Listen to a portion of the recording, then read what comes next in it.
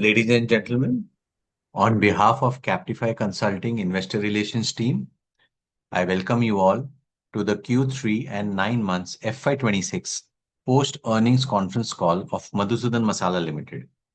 Today on the call from the management team, we have with us Mr. Rishit Kotecha, Chairman and Managing Director, Mr. Hiren Kotecha, Full-Time Director, Mr. Kirit Dharavia, CFO, and Mr. Sarvesh Goel, Auditor. As a disclaimer, I would like to inform all of you that this call may contain forward-looking statements, which may involve risk and uncertainties. Also, a reminder that this call is being recorded. I would now request the management to brief us about the business and performance highlights for the period ended December 2025, the growth perspective and vision for the coming year, post which we will open the floor for Q&A. Over to the management team. Yes, thank you, Vinayji. Good afternoon, everyone. I hope all are well, and thank you for joining us today for the Q3 results of our Madhusudan Masala Limited. On behalf of the management team of Madhusudan Masala Limited, myself, Rishit Kotecha, Chairman cum Managing Director, pleased to welcome you to the Q3 and 9 months of financial year 26 earnings discussion. We truly appreciate your continued interest and support. I will now briefly take you through our Q3 and 9 months FY26 financial performance. Our Q3 financial 26 marked a strong operational and financial quarter, reflecting the scalability of our business model, improving mix and disciplined execution. Revenue for Q3 FY26 has been stood at 763.2 million and a growth of 20.3 year-on-year growth and a strong sequential upswing driven by high volumes, improved capacity utilization, and strong traction in branded products. Our EBITDA has also been increased to 82.5 million, a growth of 79.6 million year-on-year, with EBITDA margin expanding to 10.8%, which is up by 357 basis points year-over-year, supported by our operating leverage and better product mix. Also, our net profit for the quarter was 47 million, which is up by 104%, which is almost double year-on-year, with net margin improving to 6.2%, which reflecting our improved profitability across the value chain.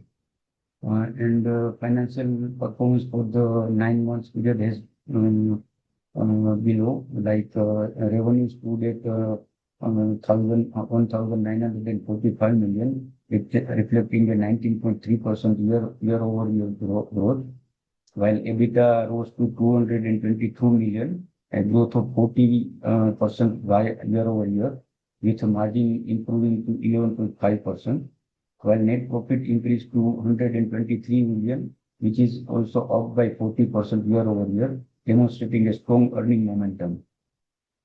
Operational and business highlights. During the Q3 of financial year 26, our capacity utilization has been reached to 98% from our Jamnagar unit, and at Rajkot unit, we have utilized 100% of our capacity, underscoring the strong demand in operational efficiency. We continue to strengthen our brand portfolio, with branded product continuing more than 70% of total revenue in 9 months FY26, and non-branded stood at 30%. While total sales volume during the 9 months FY26 stood at 16,983 metric ton, with 1,187 metric ton from branded products, and we sold 106 million packets, reflecting a good retail penetration. Our distribution footprints expanded meaningfully, with presence across 7+ states, over 42,500 retail outlets, 6,400 plus wholesalers, and 358 plus distributors as of December 25. Strategic progress. as we continued investment and towards our continued investment in capacity expansion, including capacity addition during the Q3 and progress on our greenfield expansion project in Jamnagar-Rajkot Highway, which will add 6,000 metric ton in phase one, positioning us for the future growth. In Q3 financial year 26, we added 1,200 metric ton of manufacturing capacity at our Jamnagar facility through a brownfield expansion. Overall, Q3 and 9 months financial year 23-6 has reflecting a strong execution, margin expansion, and steady progress on our strategic priorities. As we move forward, our focus remains on scaling the branded sales, expanding our pan-India distribution, enhancing capacity and operational efficiency, delivering consistent and profitable growth. With this, I will now hand over the call for further discussion in question and answers. Thank you. Thank you, sir, for your detailed opening remarks. So, all those who wish to ask a question may use the option of raise hand or just drop a message on the chat window and we'll invite you to ask the question.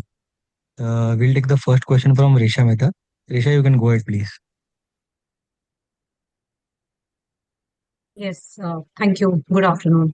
Sir, my first question was, so there was a report, which said that China has become very active in the chili powder space, with chilies basically, and that could, lead to depressed prices in the Indian markets also.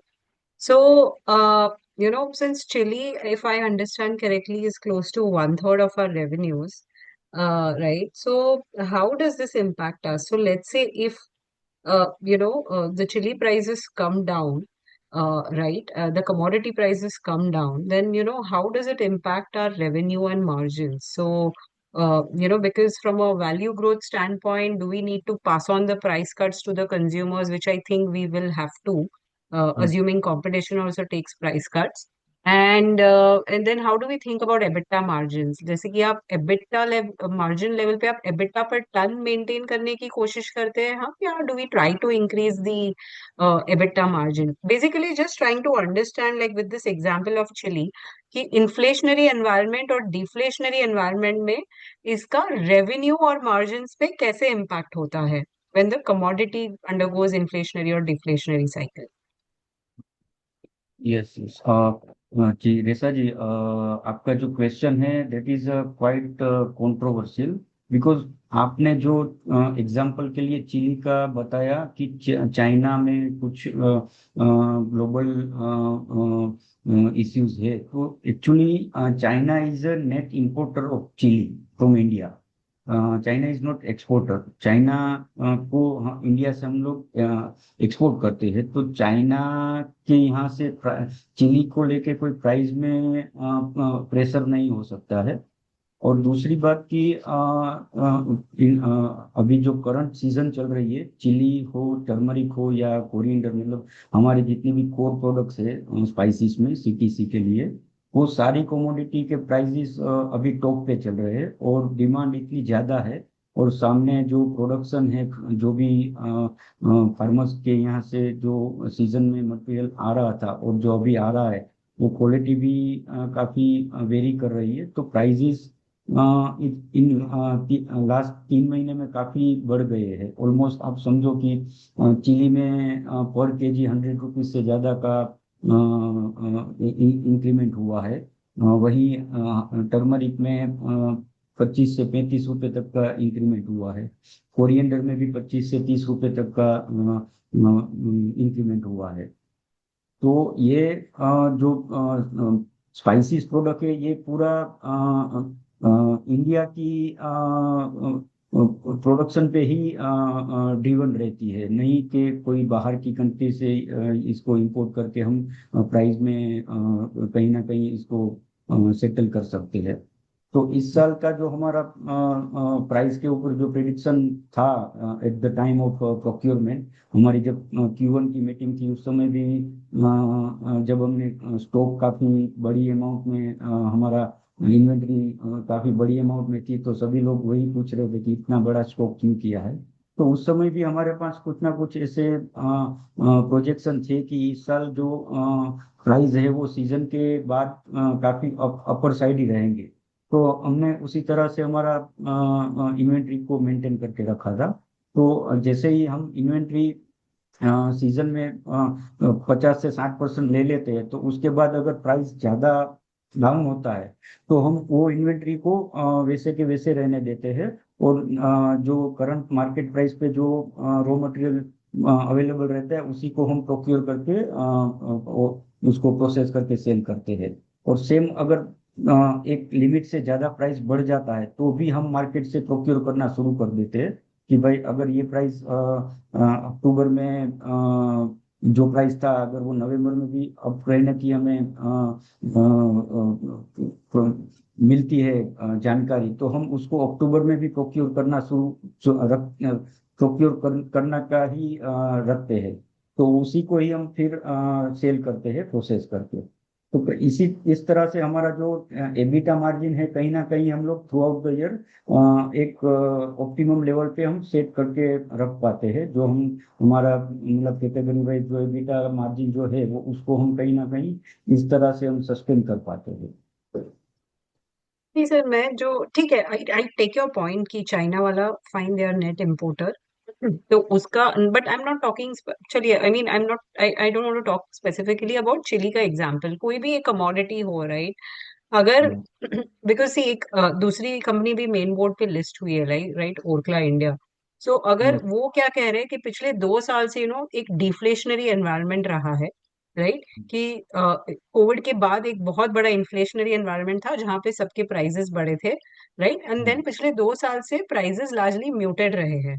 तो yes, तो मेरा सवाल ये है कि मान लो जैसे ये इतना 2 साल डिफ्लेशनरी एनवायरनमेंट रहा है, तो इज इट दैट अभी हम ये कमोडिटीज में एक प्राइस अप ट्रेंड अभी देख रहे हैं? तो आप ये जो बता रहे थे जैसे कोरिएंडर, चिली वगैरह में 100 रुपीज का राइज हुआ है, या 25-30 रुपीज का राइज हुआ है, बट ये आप जो बता रहे हो, it is versus what time period?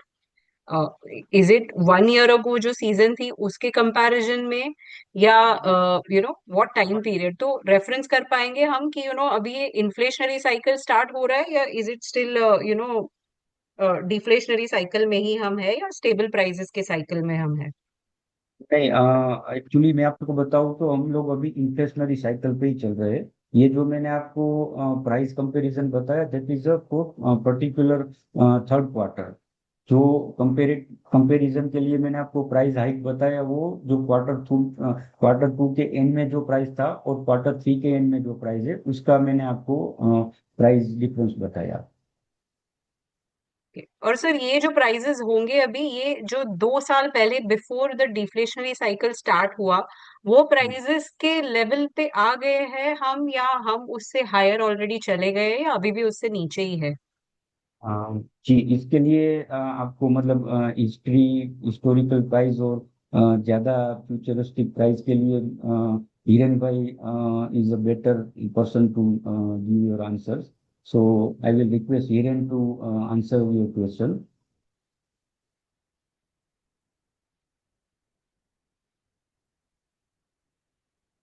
Hello. Hello.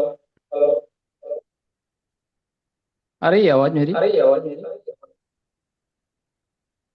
Rishit जी, आपको म्यूट करना पड़ेगा। एको हो रहा है। या Hiren ji, please go ahead. Yes, आ रही है आवाज। हाँ जी। हाँ जी madam. Hello. Yes yes sir.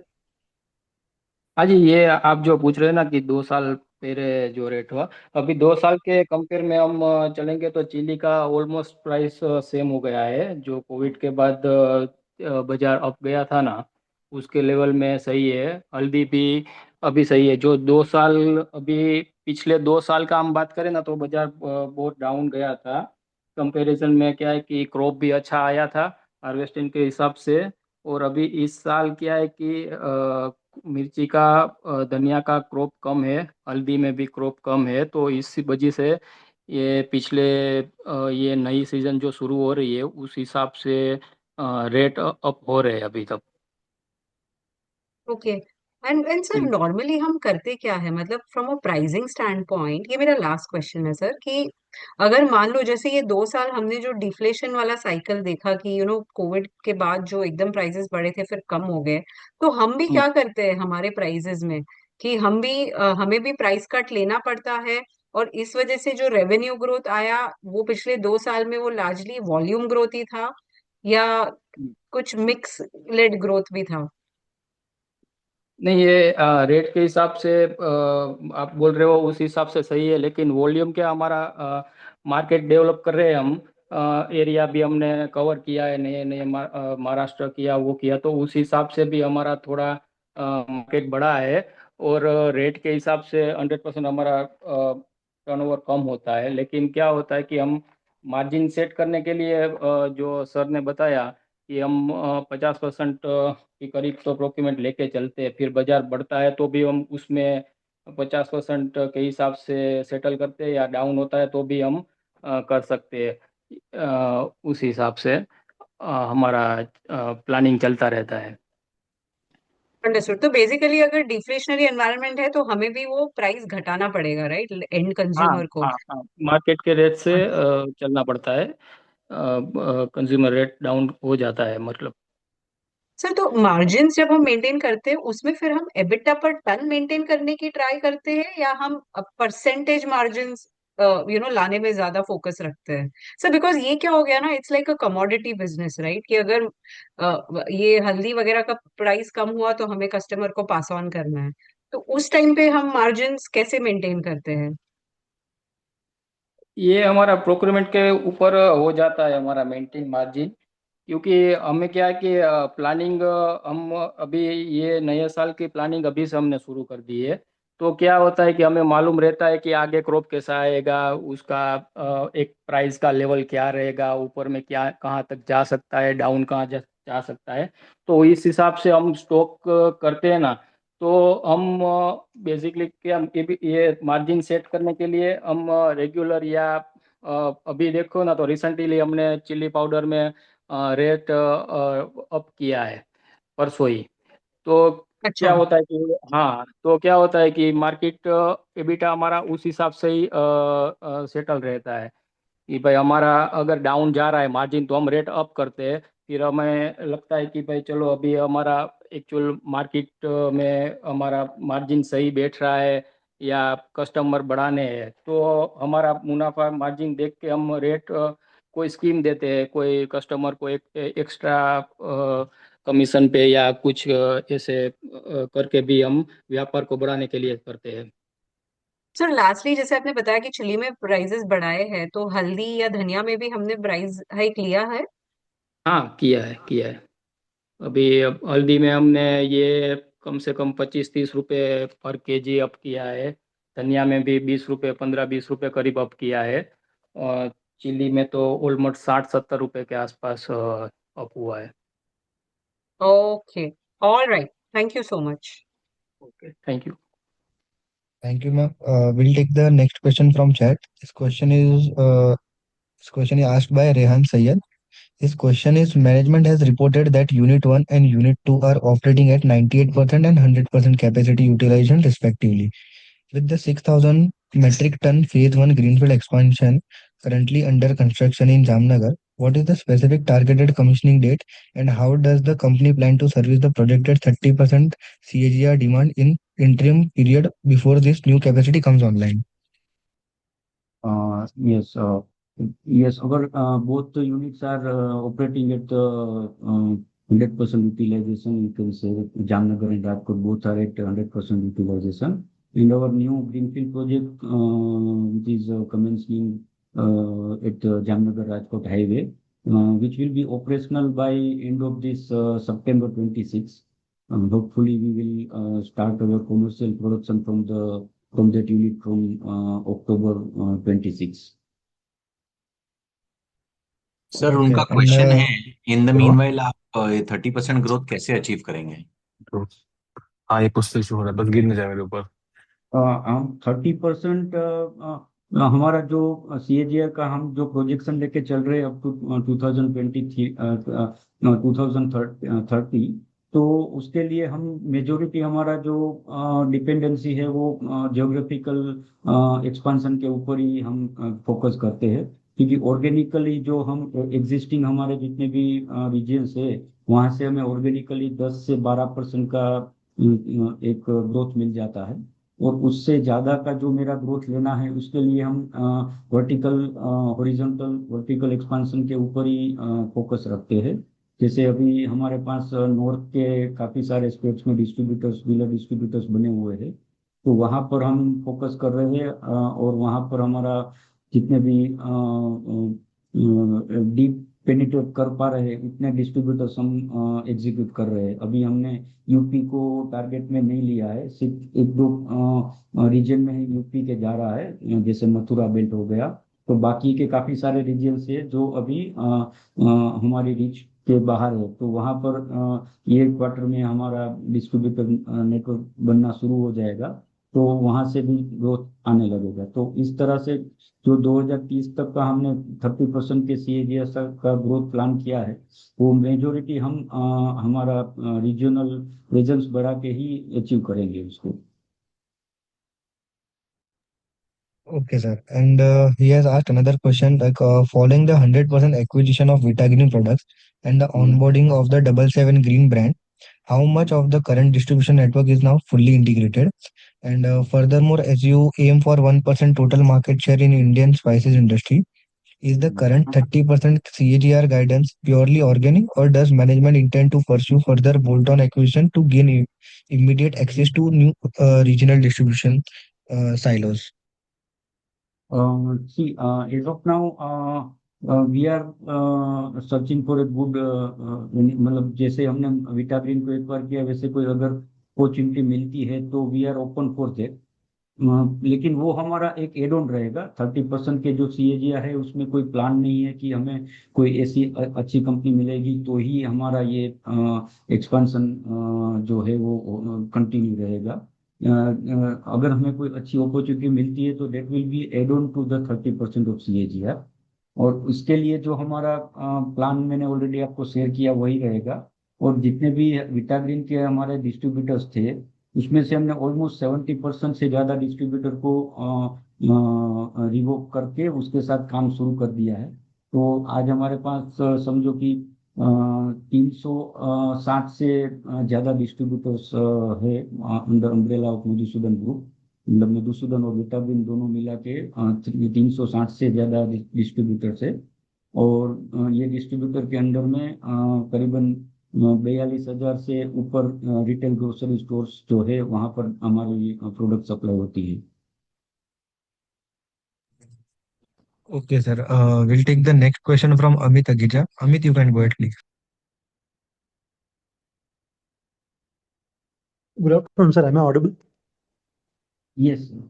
Yeah, thank you for the opportunity and sir, congratulations for good set of numbers.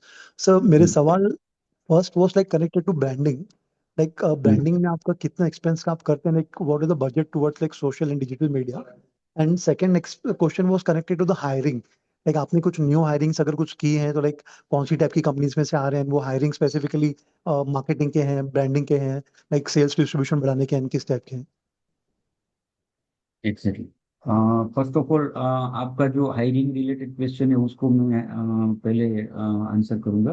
Because अभी रिसेंटली हमने नॉर्थ की टीम काफ़ी अच्छी कंपनी से हायर की हुई है। तो पंजाब के लिए अभी हमने एक टीम हायर की है विच वो टीम जो थी वो पहले गोल्डी मसाले और उससे पहले एवरेस्ट मसाले के साथ काम कर रही थी। तो इसमें क्या गोल्डी होता मसाला and sir, which company? before that they were worked with Everest Masala. Everest, okay. Yes. So अभी वो हमारे साथ जुड़े हुए हैं। इनफैक्ट ये जो पूरी टीम है पंजाब की वो 2015 में 15 तक विटाग्रीन के साथ ही काम कर रही थी, लेकिन उसके बाद विटाग्रीन का कुछ फोकस नहीं था पर्टिकुलर उस समय के जो प्रमोटर थे उनका पर्टिकुलर स्पाइसेस बिजनेस के ऊपर। तो वो टीम छोड़ के चली गई थी और फिर उसी सेम टीम को हमने वापस से हमारे में ऑनबोर्ड किया और अभी पंजाब में काफ़ी अच्छा वो परफॉर्मेंस कर रही है। सेम अभी यूपी में हमारी एक टीम के साथ बात चल रही है, सेम वही टीम गोल्डी मसाले के साथ काम कर रही थी। और करंटली वो महाराष्ट्र के स्वादिति करके कोई मसाले ब्रांड है, छोटी ब्रांड है, उसके साथ काम कर रहे हैं। तो उसका ऑलमोस्ट हमारा फाइनल हो गया है। तो फरवरी से वो भी टीम ज्वाइन करेगी, तो यूपी ऑलमोस्ट हमारा 100% यूपी वो टीम कवर कर लेगी। तो ये कुछ ऐसे हम जो इंडस्ट्री के जो बड़े प्लेयर है वहां से अगर कोई अच्छी टीम मिलती है तो उसको हम प्रायोरिटी में रखते हैं कि भाई हमारा जो डीलर डिस्ट्रीब्यूटर का नेटवर्क है वो आराम से वो लोग डिप्लॉय कर सके हमारी ब्रांड के साथ। अंडरस्टूड। यस। और एंड सर जो ब्रांडिंग, सॉरी, ब्रांडिंग के लिए हमारा बजट वैसे सीजन के ऊपर ज्यादा रहता है। जैसे हमारा जनवरी से मई जून तक का पीरियड रहता है सीजन का। तो उसमें हम लोग करीबन जो हमारा सेल्स रहता है उसका 1 से 1.5% तक का एक्सपेंस करते हैं मार्केटिंग के, मतलब जो जनरल मार्केटिंग जिसको बोलते हैं, होर्डिंग्स हो गए, या तो कस्टमर के यहाँ पेशिया बनाना है, एफएम में एडवर्टाइजमेंट होगी, ये सब जो कन्वेंशनल टाइप की जो मार्केटिंग रहती है उसके ऊपर हमारा 1.5 से 2% तक का रहता है मार्केटिंग स्पेंड। और डिजिटल में हम लोग अभी तक तो कुछ ज़्यादा स्पेंड नहीं कर रहे थे, लेकिन रिसेंटली हमें जो ई कॉमर्स साइट से जो रिस्पॉन्स मिल रहा है और कितना क्विक कॉमर्स पे हम लोग जाने के लिए जो काम कर रहे हैं, तो उसके बाद हमें हमने हमें देखा कि भाई इसका जो ग्रोथ है वो मल्टीफोल्ड है। मतलब अगर अगले महीने मेरा ऑन एन एवरेज 50 ऑर्डर का पर डे का था ई कॉमर्स पे, तो वो इस महीने वो 50 से सीधा 100 हो जाता है। तो उसका जो एक कन्वर्जन रेशियो है वो काफी अच्छा है। तो इस बार हमने Q4 से डिजिटल के लिए हम अलग से बजट बनाने का प्लान किया है। उसका अभी फाइनल नहीं किया कितना बजट उसमें स्पेंड करेंगे, क्योंकि काफी सारी कंपनीज के साथ हम लोग अभी डिस्कशन कर रहे हैं कि कितना बजट लेके हम अच्छी रीच बढ़ा सकते हैं। तो उसके ऊपर जैसे ही फाइनलाइज होगा फिर उसके बाद हम बजट डिसाइड करके उसके ऊपर काम शुरू करेंगे। Sir connected to this the follow up, like branded sales आपकी कितनी टका है रेवेन्यू की, एंड आगे आप उसको कहाँ देख रहे हैं? इन Q3 जो ब्रांडेड सेल है वो 72% रही है हमारी, और लास्ट Q3 में वो 62% थी। तो एक साल में हमने ऑलमोस्ट 10% हमारी ब्रांडेड सेल को अप किया है। तो ये 2028 तक हम लोग प्लान कर रहे हैं कि हमारा जो जितना भी रेवेन्यू है वो 100% ब्रांडेड का ही रेवेन्यू हो जाए। Understood sir, congratulation and sir all the best for the future. Yes, thank you. Thanks, Amit. We'll take the next question from Sanchita Sud. Sanchita, you can go ahead, please. Yes, hi. Thank you for the opportunity. मेरा question था कि जो हमारी current capacity है, उस पे हम at peak कितना रेवेन्यू कर सकते हैं, and once the new Jamnagar facility comes on stream तो वो टोटल 12,000 मेट्रिक टन्स पे हम कितना रेवेन्यू कर सकते हैं? एज ऑफ नाउ हमारी जो जामनगर फैसिलिटी है वो 6,000 मेट्रिक टन पे पहुंच गई है। तो अगर करंट सिनारियो की प्राइस को हम कैलकुलेट करें तो ये सेम फैसिलिटी पे हम लोग तो भी 100% यूटिलाइज है। तो आप समझ सकती है कि हम लोग मैक्सिमम 300 करोड़ तक का सेल कर सकते हैं ये कैपेसिटी पे। लेकिन क्या होता है कि काफी सारे जो हमारे प्रोडक्शन जो फैसिलिटी होती है उसमें मेजोरिटी हमारा जो टाइम कंज्यूमिंग प्रोसेस है वो RM टू SFG का प्रोसेस रहता है। तो कई बार हम सीजन में क्या करते हैं कि रॉ मटेरियल को प्रोक्योर करके वहीं पे हम आउटसोर्स करवा के उसको SFG में कन्वर्ट करवा लेते हैं। तो वहां पर हमारा जो एक प्रोसेस है वो कम हो जाता है, और SFG से सिर्फ हमें पैकेजिंग करके FG में ही कन्वर्ट करना रहता है। तो इस तरह से हम लोग ये सेम जो हमारी जामनगर फैसिलिटी है ये सेम प्रैक्टिस से हम लोग आराम से 500 करोड़ तक का रेवेन्यू कर सकते हैं। Okay, sir. Thank you and all the I hope best. you understand my point. Thanks, Sanchita. We'll take the next question from Amit Mehendale. Amit, you can go ahead, please. Hello hi thanks for the opportunity sir मैं वो previous questions को just clarify करना चाहूँगा अभी जो नया capacity अक्टूबर में आएगा वो होने के बाद हमारा पीक रेवेन्यू क्या हो सकता है? वो होने के बाद हमारा पीक रेवेन्यू जो है वो 600 करोड़ से ऊपर हो सकता है, क्योंकि उसमें 100% इन हाउस प्रोडक्शन हो जाएगा। कुछ भी आउटसोर्स करने की जरूरत नहीं रहेगी।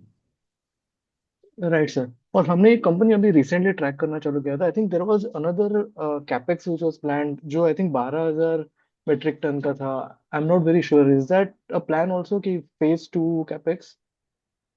यस, वो जो 12,000 का जो है वो फेज 2 भी रहेगा।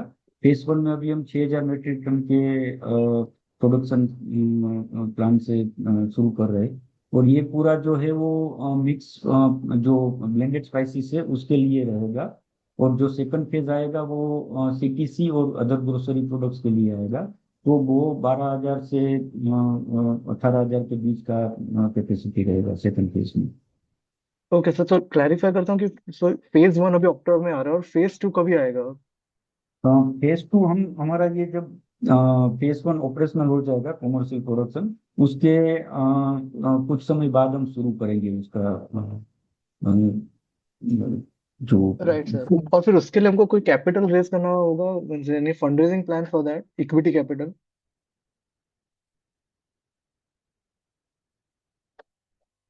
हेलो। हाँ, अभी कोई फंड रेजिंग के लिए कोई प्लान नहीं किया है हमने। उस समय देखेंगे क्या वायबिलिटी रहती है, whether we are going with debt और fund raising. Right sir. I mean broadly कितना कैपेक्स होगा, क्योंकि उससे हमको पता चलेगा कि वी कैन अंडरस्टैंड कि कितना एबिटा आएगा, तो वी कैन ब्रॉडली कितना कैपेक्स होगा? Will you be 40-50 crore? है उसके लिए मेरा कैपेक्स जा रहा है 18 सीआर का। और जो नया यूनिट है उसका अभी फाइनलाइज नहीं किया है, क्योंकि कौन सी मशीनरी हम ले रहे हैं, कि कितना एडवांसमेंट में जा रहे हैं, कितना ऑटोमेशन में जा रहे हैं, उसके बाद वो फाइनलाइज होगा। लेकिन ये 6,000 जो मेट्रिक टन का जो फाइनल हो गया उसका मेरा कैपेक्स लगेगा 18 करोड़ का। वो तो सर हमने ऑलरेडी स्पेंड कर दिया ना, and उसका तो कैपिटल है हमारे पास, वो स्पेंड कर दिया हमने, राइट? हाँ, yes yes. Okay sir.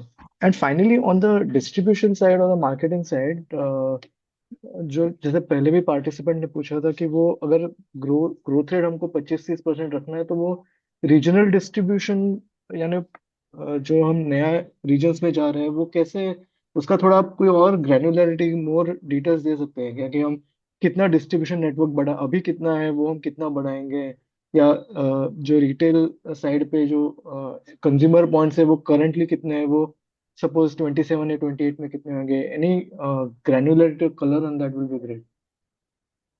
Sure. As you see, हमने जो प्रेजेंटेशन दिया है उसमें ऑलरेडी हमने नोट नोट करके ही दिया है कि हम हर क्वार्टर में जितना एडिशन होता है हमारा रिटेल स्टोर, या तो होलसेलर्स हो गए या तो डिस्ट्रीब्यूटर्स हो गए, तो आप ऑन एन एवरेज देखोगे तो हर क्वार्टर में कहीं ना कहीं हम 2,500 से लेके 3,000 के बीच हम ग्रोसरी स्टोर हमारे ऐड होते रहते हैं। वही 25 से 30 जितने मेरे डिस्ट्रीब्यूटर से लेते रहते हैं। तो आप समझो कि हर साल मेरे 10,000 से ज़्यादा रिटेल स्टोर्स ऐड होंगे, और 100 से ऊपर मेरे डिस्ट्रीब्यूटर से ऐड होंगे इसमें। तो ये एक कंसिस्टेंट फिगर से, अगर मुझे टीम का सपोर्ट अच्छा मिल गया और अच्छी टीम मुझे मतलब हमें जैसी चाहिए वैसी टीम अवेलेबल है मेरे पास, तो ये फिगर्स इससे भी ऊपर हो सकते हैं। ये मतलब एक डेढ़ मिनिमम फिगर्स आपको बताया मैंने कि एक साल में हम 10,000 से ज़्यादा रिटेलर्स ऐड करेंगे। तो जैसे अभी मैंने बताया कि मेरी यूपी में एक टीम के साथ बात हो गई है और उसको हम फरवरी से ऑनबोर्ड कर रहे हैं। तो ये क्वार्टर में मेरा हो सकता है कि 2,500 से बढ़कर सीधा 5,000 से ऊपर रिटेल स्टोर्स एड ऑन हो जाएंगे क्वार्टर 4 में। राइट सर, और फिर उसके लिए हमको थोड़ा वर्किंग कैपिटल ये भी बढ़ जाएगा, राइट? बिकॉज इतने अगर हम करेंगे तो प्रोडक्ट शेल्फ पे रखने के लिए हाउ विल, वो आपको क्या लगता है कि कितना वर्किंग कैपिटल पे इम्पैक्ट होगा, वर्किंग कैपिटल डेज पे? इसमें मेरा स्टॉक मतलब इन्वेंट्री के लिए वर्किंग कैपिटल लगेगा। बाकी हम जितना अभी नया मार्केट कवर कर रहे हैं वहां पर हम सुपर स्टॉकिस्ट मॉडल पे ही जा रहे हैं। तो सुपर स्टॉकिस्ट मॉडल में मेरा पेमेंट जो है वो एडवांस पेमेंट होता है। तो वहां पर मेरा कोई कैपेक्स का मतलब फंडिंग की कोई रिक्वायरमेंट नहीं आती है। जो भी रहता है वो मतलब मेरा अगले साल के लिए जो प्रोजेक्शन है मेरा, तो उस हिसाब से मुझे जो इन्वेंट्री स्टोर करना है उसके ऊपर ही मेरा ज्यादातर कैपिटल लगेगा।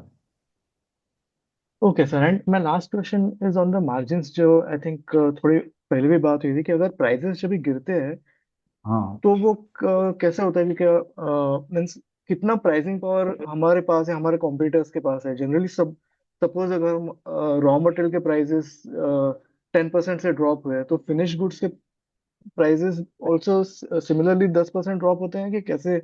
जनरली कॉम्पिटिटिव इंटेंसिटी कैसा है कि वो प्राइसिंग पावर है हमारे पास या हमारे कॉम्पिटिटर के पास, कि कैसे होता है वो? Actually, Hiren bhai will answer the question more precisely than me. Yeah, I mean, see, Hiren, I'll just clarify. See, our understanding is that for ये some ये products, क्या होता है कि ये प्रोसेस रहता है। मतलब एक एक हम मधुसूदन मसाला ही नहीं है कि हम मार्केट में जो भी प्राइस लेके जाएंगे तो हम अगर मार्केट डाउन हुआ है रॉ मटेरियल का तो हम डाउन करेंगे तो हमें हमारा माल बिकने लगेगा, और या तो अप हुआ तो अप हो करके हम माल बेचने लगेंगे। ये एक पूरा सिस्टमेटिक वे में काम होता है, जैसे रीजन वाइज होता है। जैसे यहाँ सौराष्ट्र में हमारी डबल हाथी ब्रांड है, उसके अलावा और 2-3 ब्रांड है जैसे हाथी मसाला हो गए, अदानी स्पाइसेस हो गए। तो ये सब हम एक जो हमारी क्वालिटी होती है उसके कंपेरेटिवली प्राइस लिस्ट अपडेट्स होते रहते हैं। तो जैसे कोई हमने प्राइस बढ़ाया तो दूसरी कंपनी भी बढ़ाएगी, अगर दूसरी कंपनी ने प्राइस घटाया तो हमारी कंपनी भी घटाएगी। तो ये रॉ मटेरियल के फ्लक्चुएशन के साथ तो प्राइस अप डाउन होता ही है, लेकिन कंपटीशन के साथ भी उसको मैच करके ही हम चलते रहते हैं। तो ऐसा नहीं है कि 10% अगर रॉ मटेरियल का प्राइस अप या डाउन हुआ तो सेमी फिनिश गुड्स में भी उतना ही कम होगा। हो सकता है कि फिनिश गुड में 15 दिन बाद हो और वो भी 2 या 3% का ही डाउनग्रेड हो। Right sir, thanks. And my last question if I may, जो अभी हम नए रीजन्स में जा रहे हैं वहां पे हम डिस्ट्रीब्यूटर्स को या स्टॉकिस्ट को हम थोड़ा कमीशन एक्स्ट्रा देते होंगे, राइट? डिस्ट्रीब्यूशन, तो वो कैसे हो रहा है और वो थोड़ा मार्जिन में इम्पैक्ट करेगा इन शॉर्ट टर्म 1-2 साल जब भी हमको मार्केट शेयर गेन करना है तभी, और बाद में ठीक हो जाएगा कि अभी ऐसा हम ज्यादा डिस्काउंट्स या बेटर प्राइसिंग नहीं दे रहे हैं? नहीं नहीं, हमारा जो डिस्ट्रीब्यूटर स्ट्रक्चर है वो पेन इंडिया सिमिलर ही है। कोई रीजन वाइज डिस्ट्रीब्यूटर के जो मार्जिन है वो सिमिलर ही रहते हैं, उसमें कोई वेरिएशन नहीं आता है। गुजरात का हो, महाराष्ट्र का हो या नॉर्थ के किसी भी स्टेट का हो, तो उसके लिए डिस्ट्रीब्यूटर मार्जिन सिमिलर ही रहता है। एमआरपी में थोड़ा बहुत वेरिएशन आता है। नॉर्थ के स्टेट में हमें ट्रांसपोर्टेशन की जो कॉस्ट ज्यादा लगती है तो वहां पर मेरा एमआरपी में 2 या 3% का प्राइस अप रहता है compare to Gujarat and Maharashtra. बाकी जो प्राइसिंग स्ट्रक्चर है वो सेम ही रहते हैं, कुछ ज्यादा या कम नहीं रहते। बट सर, वो जो नया डिस्ट्रीब्यूटर है वो हमारा माल अगर बेचने के लिए हमको कुछ इंसेंटिवाइज करना पड़ेगा ना उसको, क्योंकि नहीं तो the same distributor is selling some other product currently may be.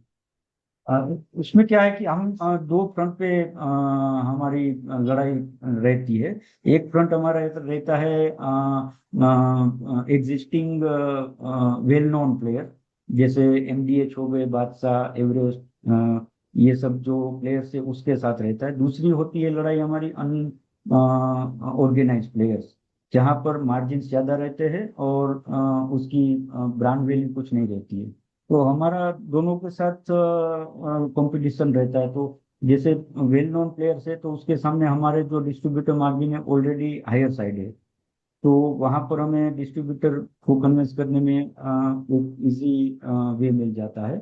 और जो हमारा प्राइस टू रिटेलर है पीटीआर, वो भी ये वेल एस्टेब्लिश जो ब्रांड है उनके कंपैरिजन में हमारी पीटीआर जो है वो काफी हेल्दी रहती है। तो वो एक हमें लीवरेज मिल जाता है डिस्ट्रीब्यूटर से रिटेलर के यहाँ प्लेसमेंट करने के लिए। और जो अनऑथोराइज जितने भी रहते हैं तो उसको हम हमारी क्वालिटी के सामने बीट करते हैं कि भाई हमारी जो क्वालिटी है वो अनऑथोराइज जो है उनसे काफी अच्छी है। और प्राइसिंग स्ट्रक्चर और डिस्ट्रीब्यूटर स्ट्रक्चर जो है वो कहीं ना कहीं जितने भी अनऑर्गेनाइज प्लेयर है उसके कंपैरिजन में हमारे कमीशन और पीटीआर जो है वो सिमिलर रहते हैं। तो इस तरह से हमें नए रीजन में एंट्री लेना कोई ज्यादा परेशानी नहीं होती है। Okay, sir. Thank you very much for detailed explanation. Thank you. Thanks, Amit. We'll take the next question from Sheikh Mujib Ahmed. Sheikh Mujib, you can go ahead, please.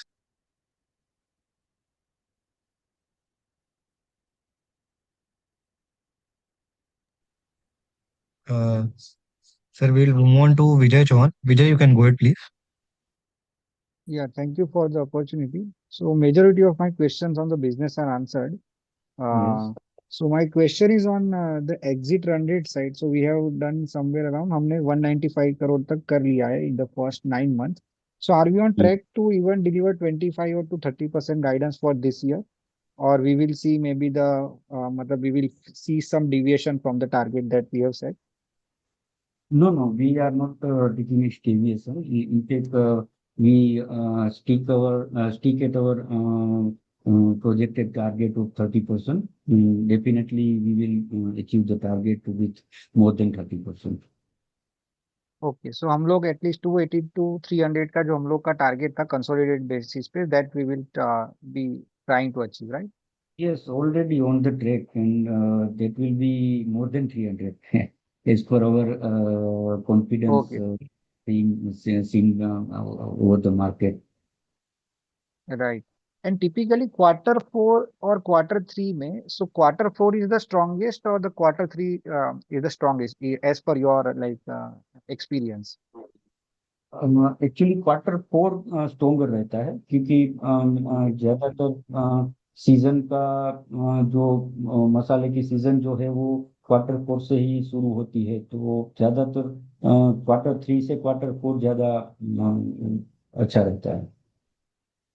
Right right और have we decided something on FY27 मतलब कितना revenue consolidated basis पे if you have decided some internal target और EBITDA margin guidance would you like to give it right now? सी लोग now अभी हम इसके बारे में डिस्कस करेंगे तो शायद सही नहीं होगा। लेकिन जो हमने गाइडेंस दिया है 30% CAGR का, that will continue, that will be sure. Okay. So that's all from my side. Thank you and once again best of luck for the future. Thank you. Hello. Thanks, Vijay. Yeah, Sheikh Mujib, you can go ahead, please. Yeah. Thank you very much, and congratulations for a good set of numbers, sir. I have a Thank couple you. of questions. Actually, you can say that this is a continuation of the earlier caller. Sir, right now, still we are 100 crores short of 300 crores target for this FY26 top line, correct? Yes. That means if we see the total growth in the last 9 months also, it is coming around 20%. So our target is at 30%. So how we are going to achieve this gap, sir, or fill this gap? Yes, you are right because in last quarter four we have achieved 25%, and also in this quarter four we have a dedicated plan for northern states. Like I already mentioned that in UP we have acquired a team and they will appoint new distributors and new regions in other part of UP. So that will be help us to achieve our target also. And our existing market is also getting carry forward. There were no carry forward stock at our distributor level. So Q3 के and में जो carry forward stock था distributor के पास वो काफी मतलब एक bottom level पे ही था। तो अभी जो जनवरी का जो जितना भी सप्लाई जा रहा है वो काफी ऑप्टिमम लेवल पे जा रहा है। मतलब जो रिटेलर सेकेंडरी जितना भी हो रहा है उससे भी ज्यादा वो लोग माल मंगा रहे हैं, क्योंकि हर रोज प्राइस हाइक आ रहा है। तो वो डिस्ट्रीब्यूटर्स भी अपने कुछ मार्जिन अच्छे रखने के लिए वो हमसे माल जो उसका सेकेंडरी हो रहा है उससे भी ज्यादा मंगा रहा है। तो होपफुली Q4 हमारा जो है वो आराम से 100 करोड़ प्लस हो जाएगा।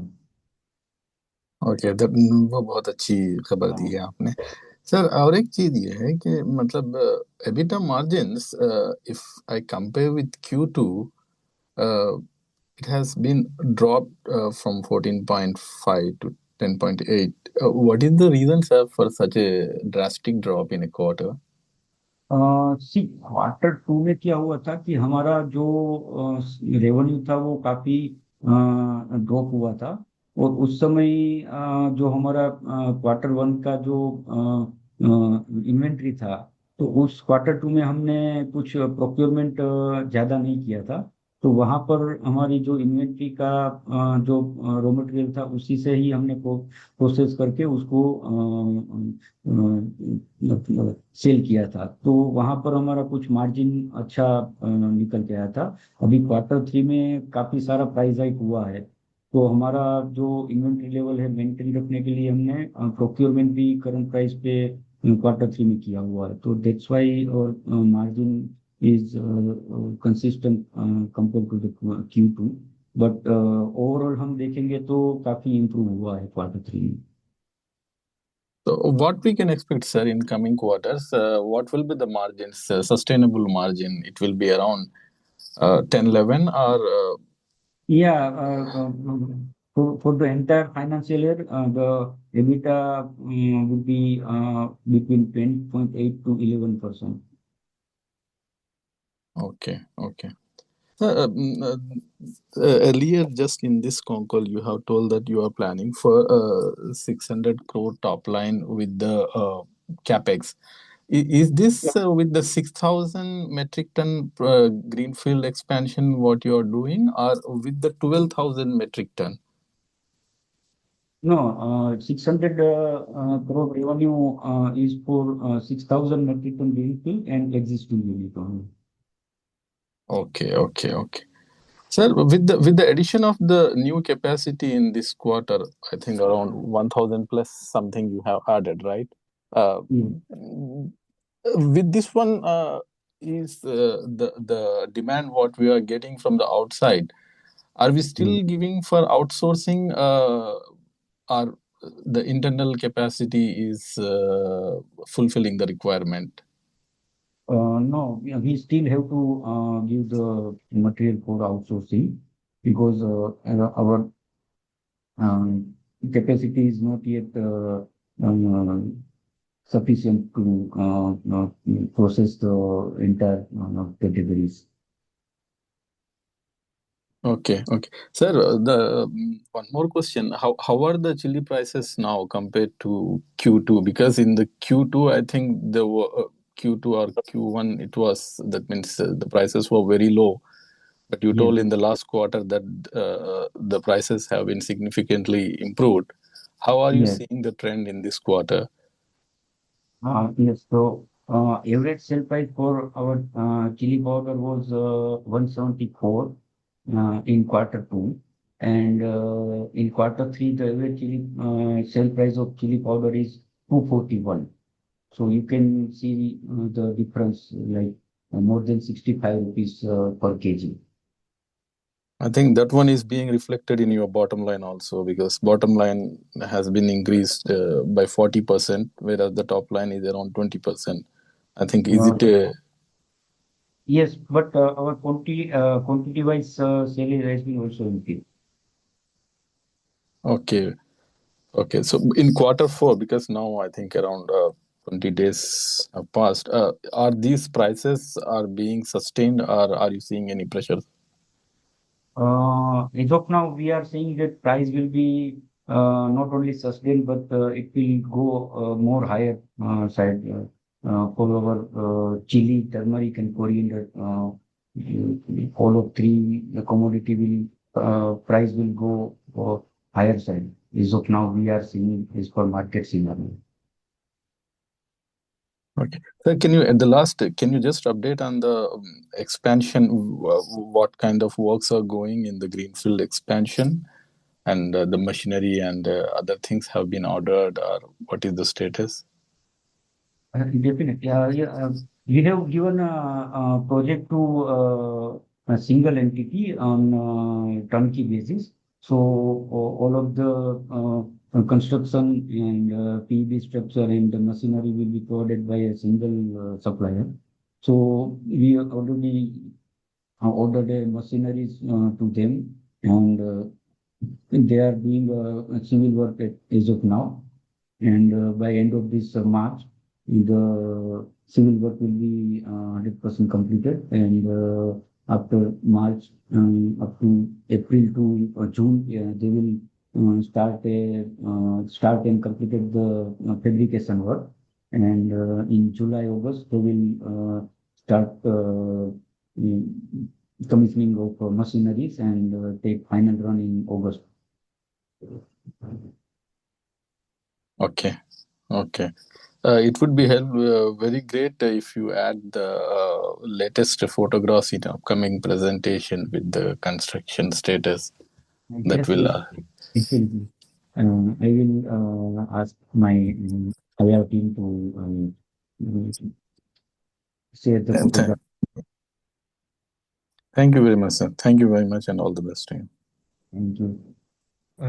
Sir, we'll take the last follow-up question for the day from Amit. Amit, you can go ahead, please. Thank you, sir. Sir, my question is on the phase 2 capex, and we discussed about that little bit. मैं आपको थोड़ा हमारा एक thought process बताता हूँ, फिर आप बताना कि ये आपको ठीक लग रहा है क्या. See, from whatever we understand of the business, right, ये हम phase 1 के बाद 500-600 करोड़ का टॉप लाइन हो जाएगा.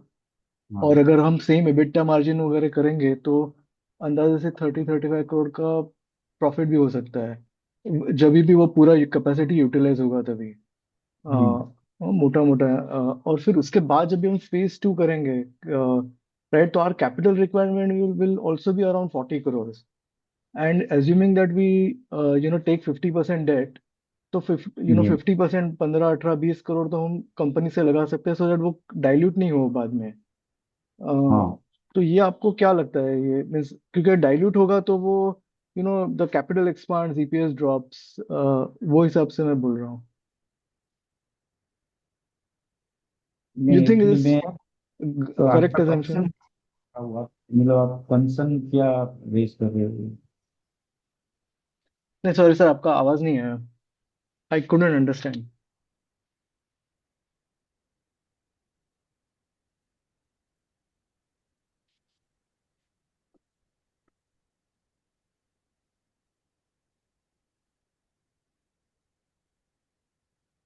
Hello, Ji, you are not audible.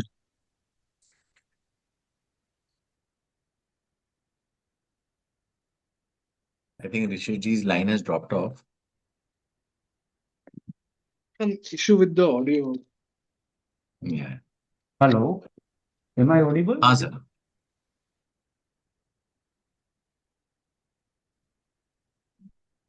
Yeah, sir, please go ahead.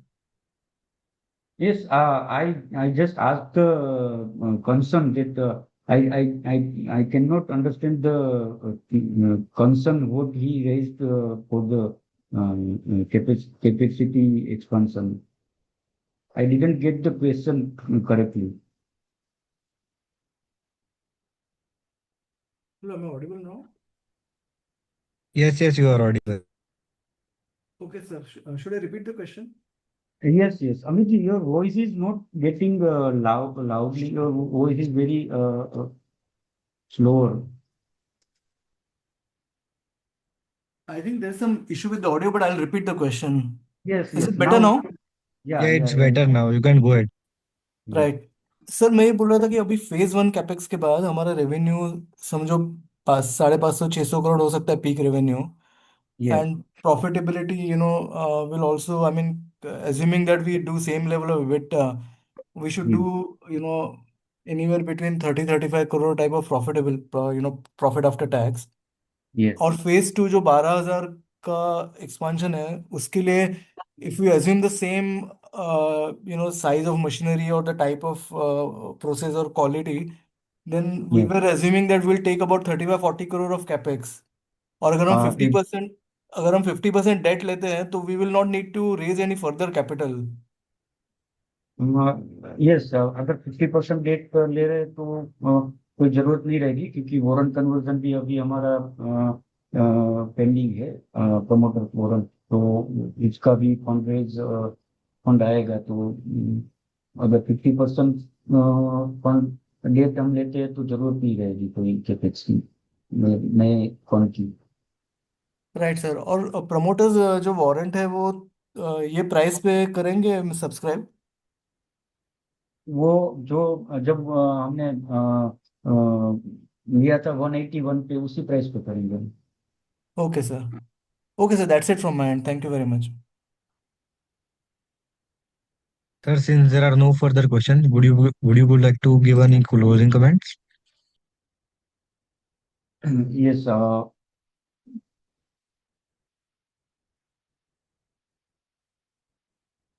am I audible? Yes, sir, you can go ahead.